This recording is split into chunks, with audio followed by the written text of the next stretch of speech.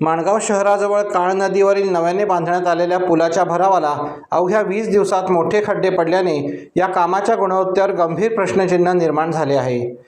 या पुलाची पाहणी राष्ट्रीय काँग्रेसचे रायगड जिल्हाध्यक्ष राजाभाऊ ठाकूर यांनी शनिवार दिनांक 4 जुलै रोजी करून संबंधित कामाची चौकशी करून दोषींवर कारवाई करण्याची मागणी केली।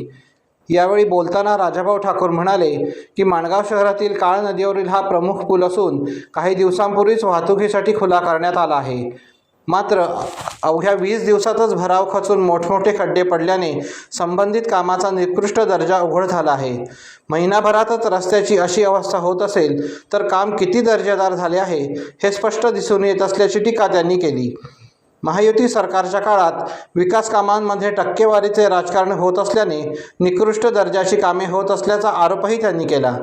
पाहणी करताना त्यांच्याबरोबर डॉक्टर नरेंद्र सिंग, माणगाव तालुका काँग्रेस कमिटी अध्यक्ष विलास सुर्वे, शरद भोसले, महेश जाधव, फारुख पारकर, सुभाष प्रसाद, प्रदीप जाधव, प्रकाश जाधव, विठ्ठल शिंदे, सुरेश मुंडे, सीताराम भोनकर, रामप्रकाश कुशवाह, नजीमा मुकादम, आरती पेडणेकर, तुळशीदास खोत, हरिभाऊ मात्रे उपस्थित होते। आज मी रायगड जिल्ह्यातील माणगाव येथील काळ नदीच्या पुलावरती उभा आहे। आता आपल्याला माहिती असेल हा नवीन पूल आताच एक 8-15 दिवसापूर्वी वाहतुकीसाठी खुला केला, परंतु आपण जर बघत असाल तर ह्याची एवढी दुरावस्था झाली आहे। गेल्या 2-4-5 दिवसापूर्वी इथे जर तुम्ही बघाल तर ही बघा, ही डोपर खड्डे इथे पडलेले होते आणि हा जो त्रास आहे हा आज आपल्याला सर्वांना सहन करावा लागतोय। एका ठिकाणी आपण बघतोय महायुतीचे 4-4 मंत्री या आपल्या कोकणामधले आहेत, परंतु कोकणामध्ये हे मंत्री असून देखील आज आपल्याला या निकृष्ट मुंबई गोवा जो आपला हायवे आहे जो पळसण्यापासून चालू झालेला आहे आणि जो अगदी सावंतवाडी पर्यंत जातो त्या हायवेवरनं आपल्याला जावं लागतं। याआधी आपल्याला माहिती असेल असंख्य म्हणजे जवळजवळ 2,500 ते 3,000 लोक या रस्त्यावरती मृत्युमुखी पडले।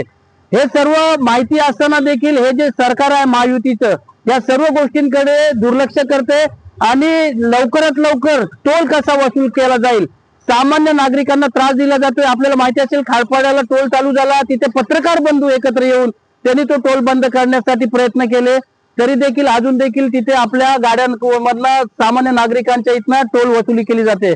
मी बघितलं मागे देखील आता 4 महिन्यांपूर्वी इंदापूर बायपास असेल, माणगाव बायपास असेल, याचा उद्घाटन करण्यासाठी कॉम्पिटिशन लागलेली मंत्र्यांमध्ये आणि काही लोकांनी तिथली उद्घाटन केली, डेडलाईन दिली की काही झाले तरी हे इथले जे बायपास आहे ते चालू होतील, पण ते देखील चालू झाले नाही। आणि माणगावकरांना, इंदापूरकरांना आणि रायगडवासियांना कायमस्वरूपी ह्या रहदारीचा एवढा त्रास होतो, इथे बंद होते, वाहतूक कोंडी होते आणि इथून जाण्या येण्यासाठी तास 2-2 तासाच्या लाईन लागतात।